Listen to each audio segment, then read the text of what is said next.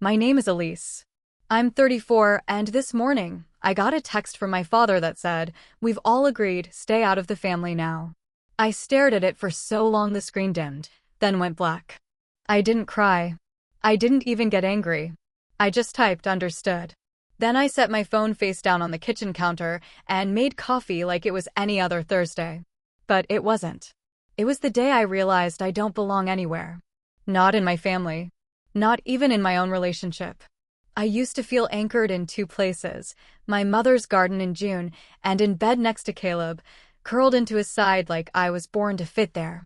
I've always been a little too sensitive for the world, always the one who felt too much, said too little.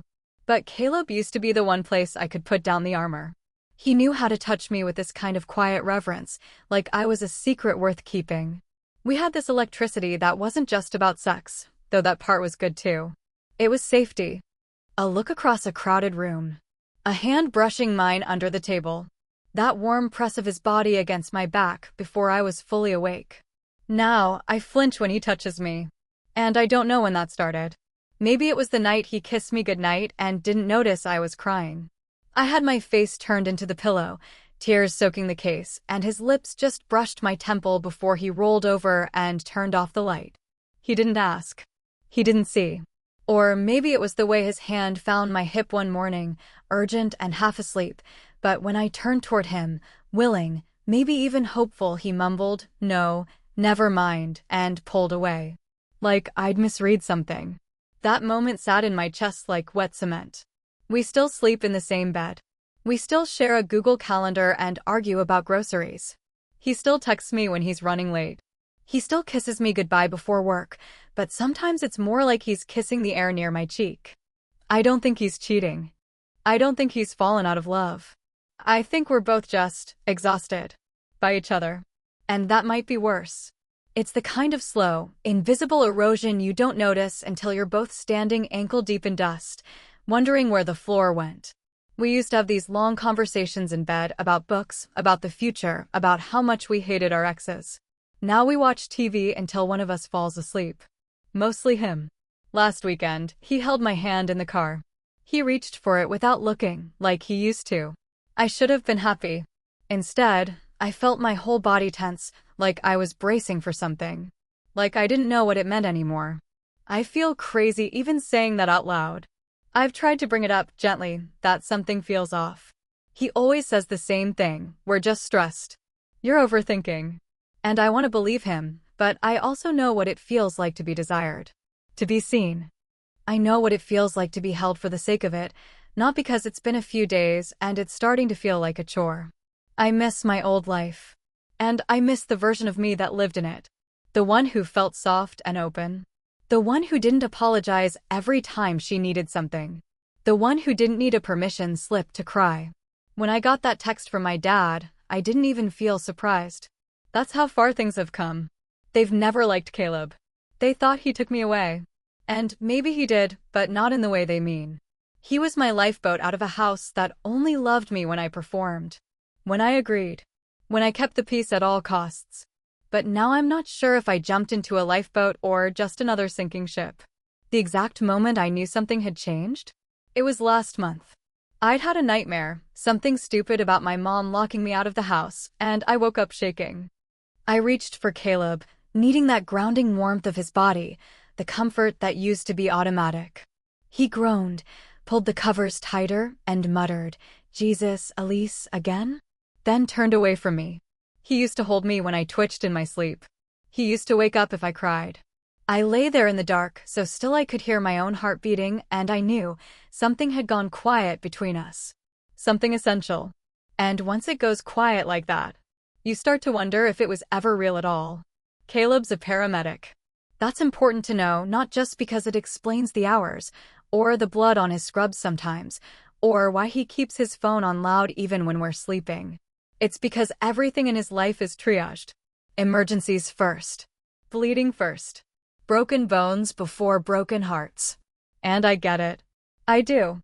That's what drew me to him in the beginning, this steady, competent presence.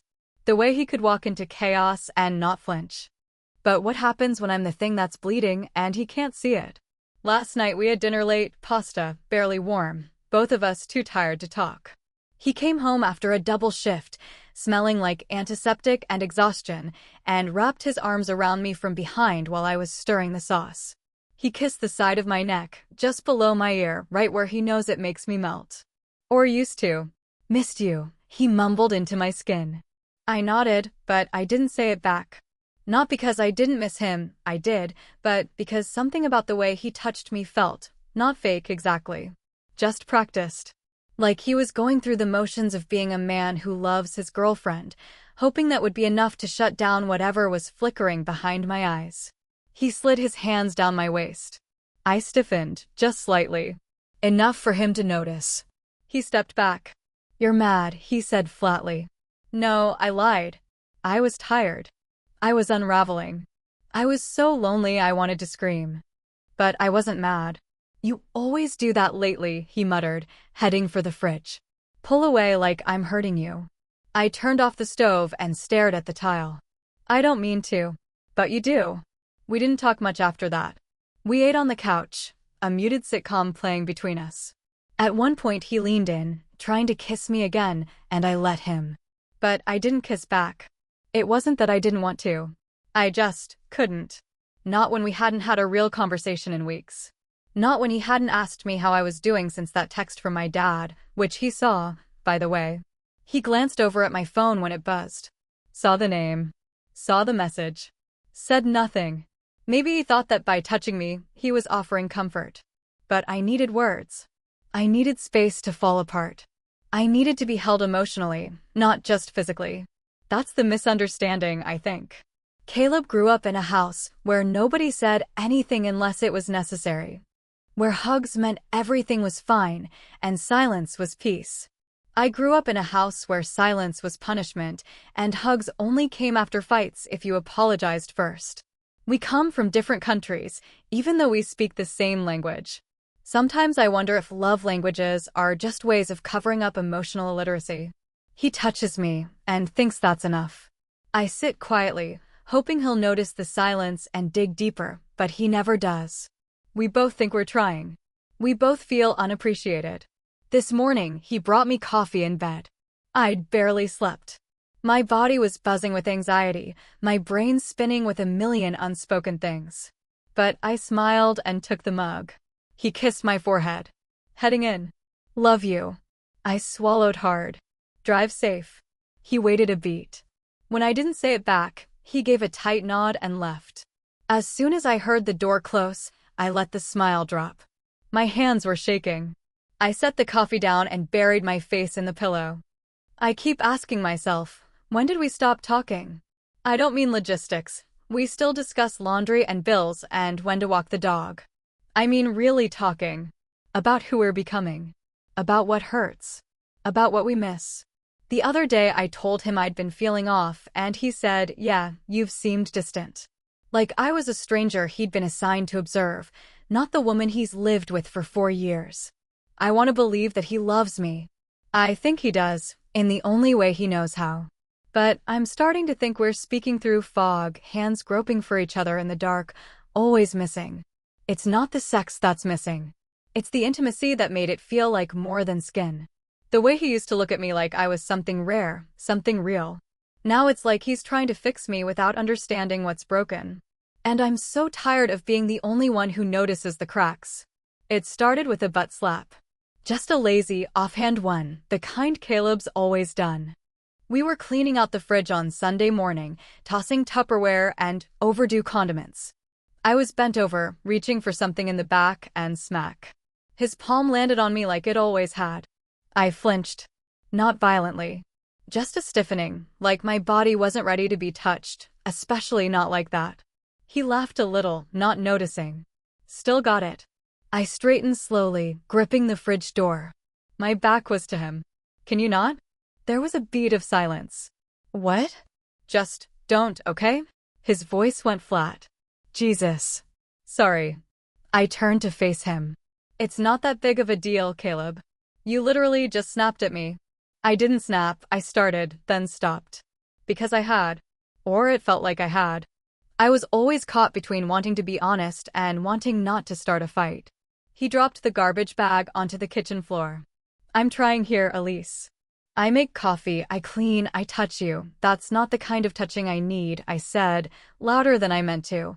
He stepped back like I'd shoved him. We didn't talk the rest of the day.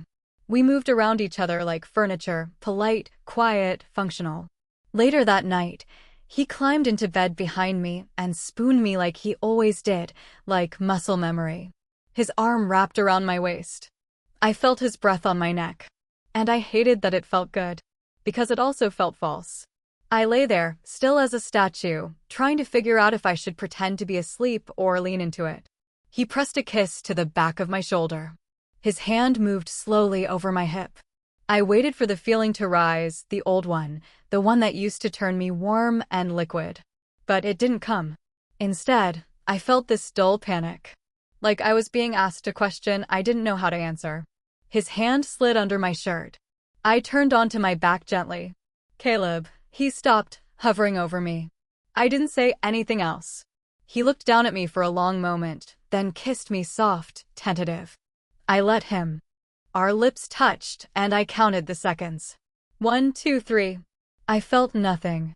No flutter. No spark. Just the weight of expectation. He pulled back, searching my face. You okay? Yeah, I said automatically, even though I wasn't even sure what okay was supposed to feel like anymore. He laid beside me, one hand still on my waist.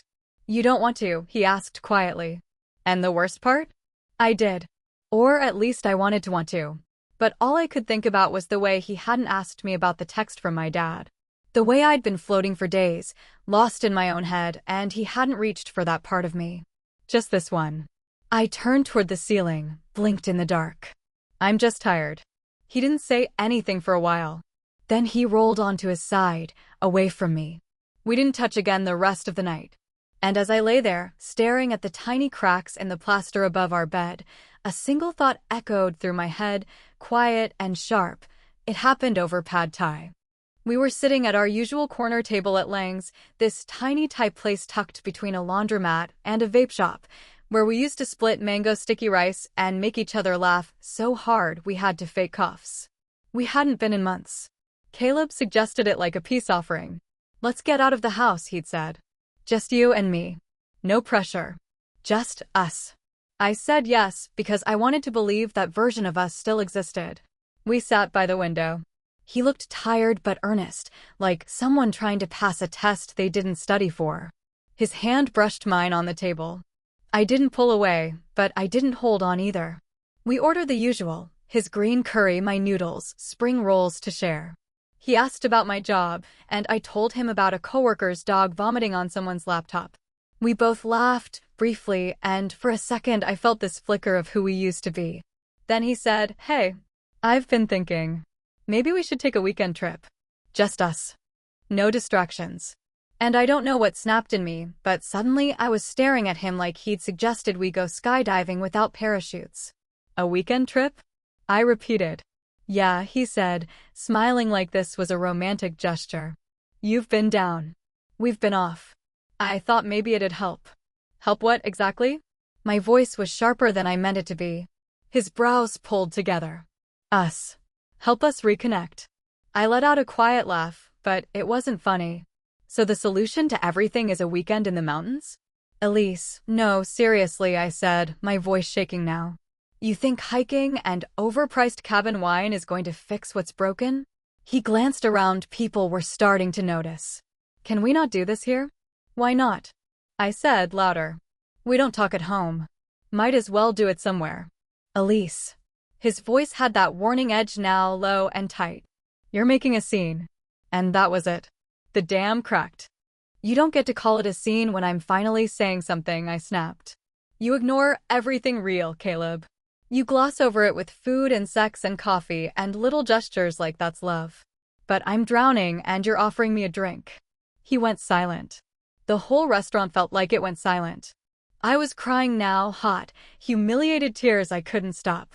My voice broke on the next words. You didn't even ask about the text. From my dad. You saw it. You knew. And you said nothing.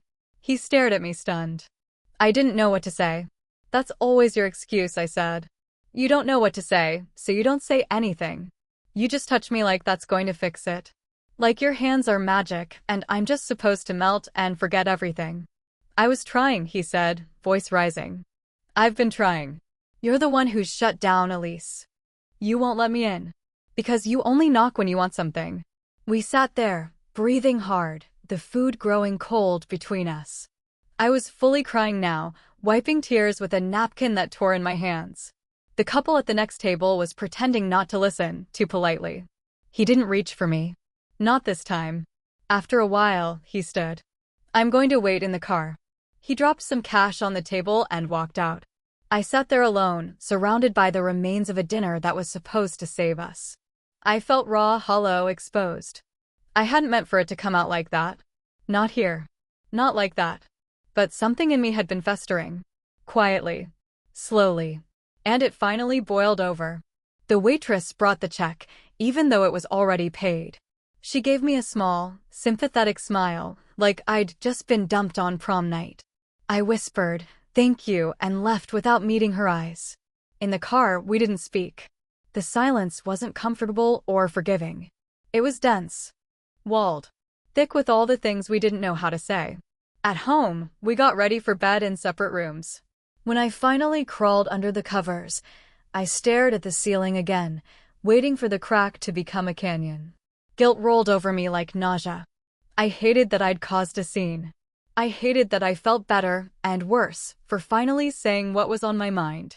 I hated that part of me wanted him to comfort me after the fact, and part of me didn't think he should. And somewhere in the middle of all that shame and confusion, the thought crept in again, bitter and true. It's been 12 days since the restaurant. Not that I'm counting, except I am. I keep track of small things now, like how long it's been since we touched, or how often we say each other's names. Lately, we don't. We move around the apartment like we're avoiding a sleeping baby, careful, cautious, quiet. Caleb leaves early and comes home late. Some nights I wonder if he's picking up extra shifts just to stay away from me. I wouldn't blame him. He still makes coffee, though. Every morning. My mug sits next to his on the counter, steaming quietly like nothing happened. We don't talk while we drink it. Some mornings, I wake up just as he's leaving. He glances at me, like he wants to say something, but the moment passes. He just nods, grabs his keys, and goes. I miss him. I miss us, even if I can't fully remember what us felt like before we both hardened into these brittle, tired versions of ourselves. The worst part is how deeply I want to reach for him, to apologize, to explain, to rewind. But the longer we stay like this, the harder it is to bridge the space between us. Every hour of silence adds another mile. The other night, I heard him crying in the shower. It was barely a sound, just this strange, muffled rhythm behind the water. I stood in the hallway with my hand hovering near the door. I didn't go in.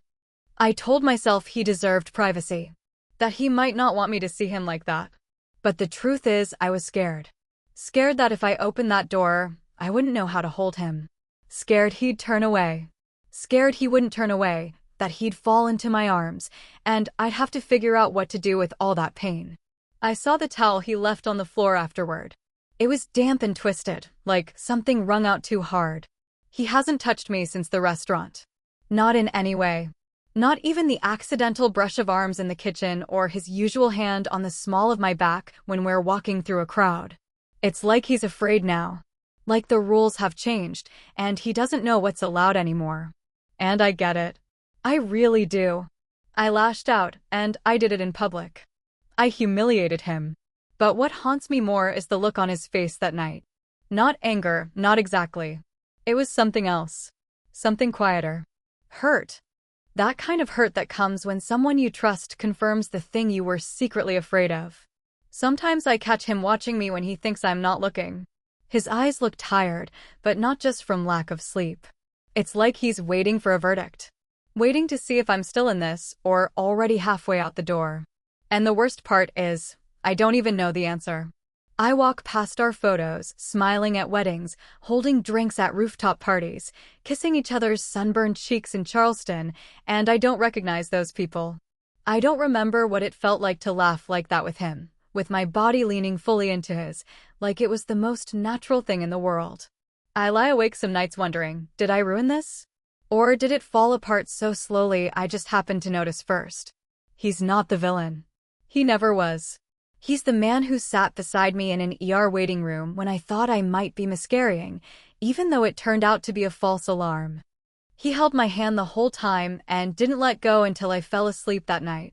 He's the man who picks the raisins out of my cereal because I hate them, and who brings me weird little trinkets from convenience stores just because they reminded him of me. But somewhere along the line, we stopped speaking the same language. I needed to be seen. He needed to feel safe.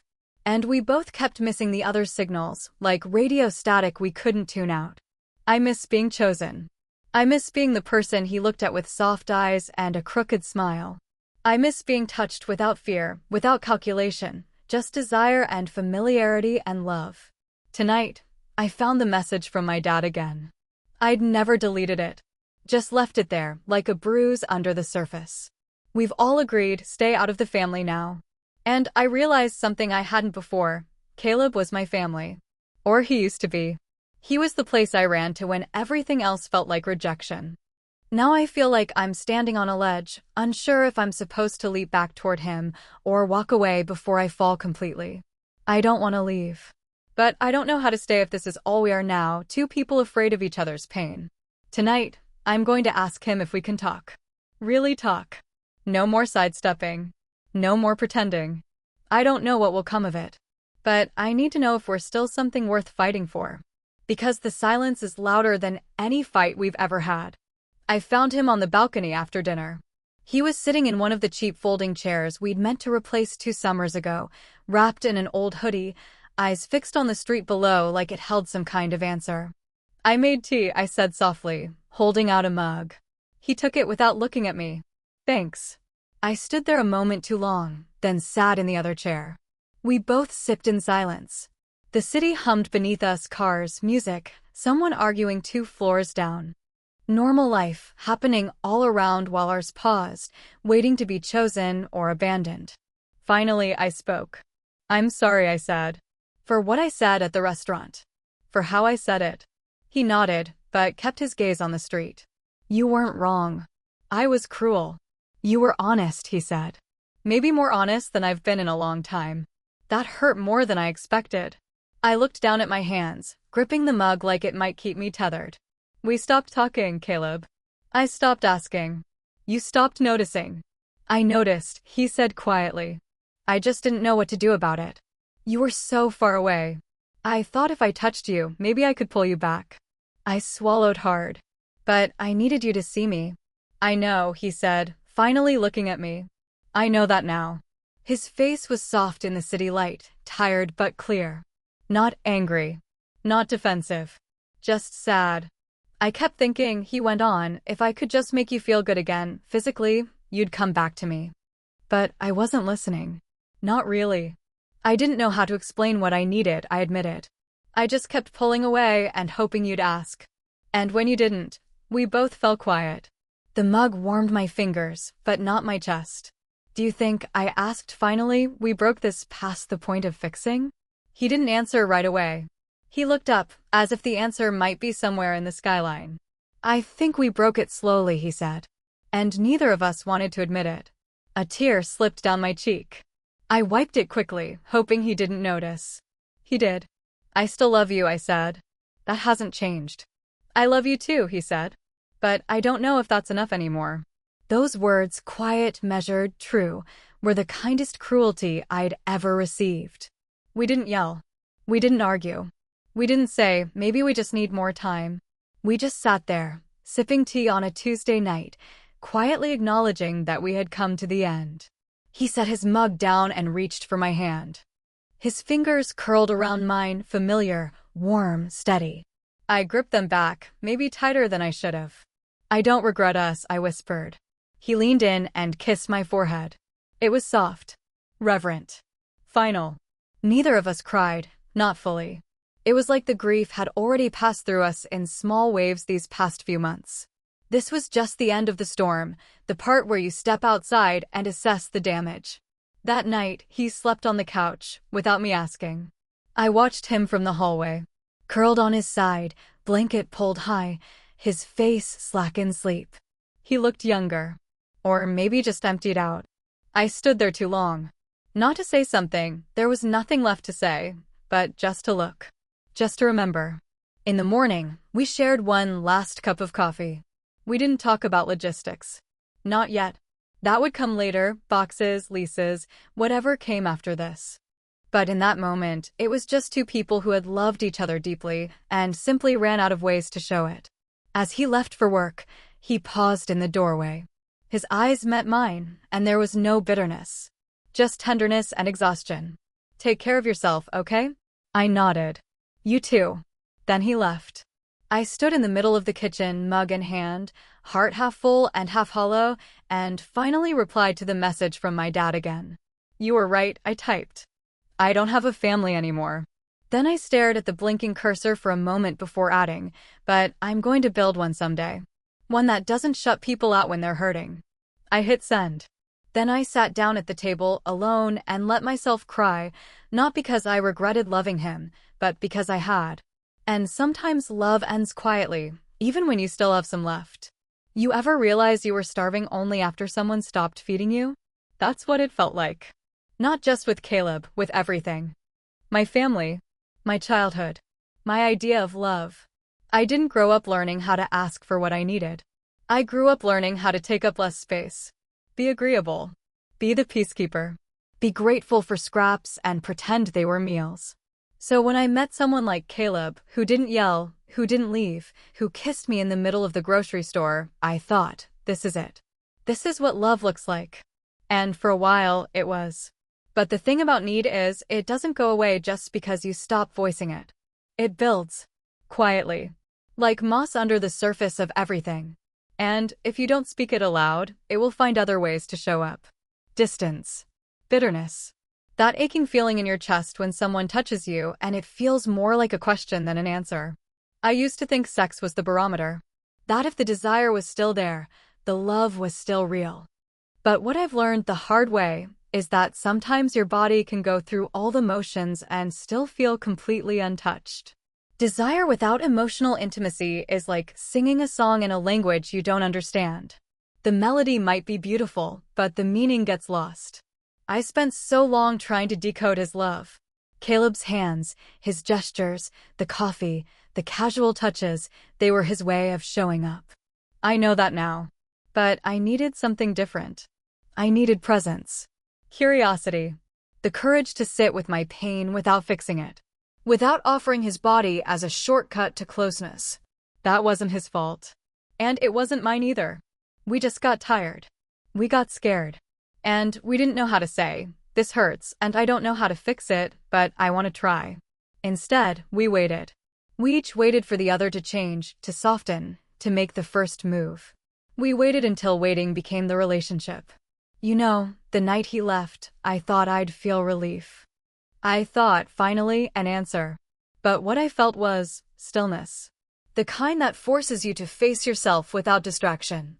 I stood in that apartment and realized I didn't even know who I was outside of the roles I played: partner, daughter, mediator, good girl. It's taken time. Therapy. Solitude. Ugly crying at 2 a.m. over a forgotten sweater in the closet. But I'm learning. I'm learning that I'm allowed to need things. I'm allowed to say I'm not okay without immediately trying to make someone else feel better about it. I'm allowed to want emotional intimacy more than physical, and not feel broken for it. And I'm learning not to wait for someone to rescue me from my loneliness. I've stopped trying to make people comfortable at the expense of my own discomfort. Even my father, that text, those words, stay out of the family. It gutted me. But it also freed me. Because for the first time, I stopped chasing belonging from people who only accepted me when I stayed small. And that includes Caleb. I still love him in a quiet way. The way you love the first home you ever had, not because it was perfect, but because it was yours for a while. And I know he loved me too. But love isn't always enough. Not when the language is so different. Not when it keeps getting lost in translation. We said goodbye with tenderness. No screaming. No cheating. Just the realization that something once soft between us had gone quiet, and neither of us had the map back. I think that's what intimacy really is, not the sex, not the gestures, but the willingness to be known.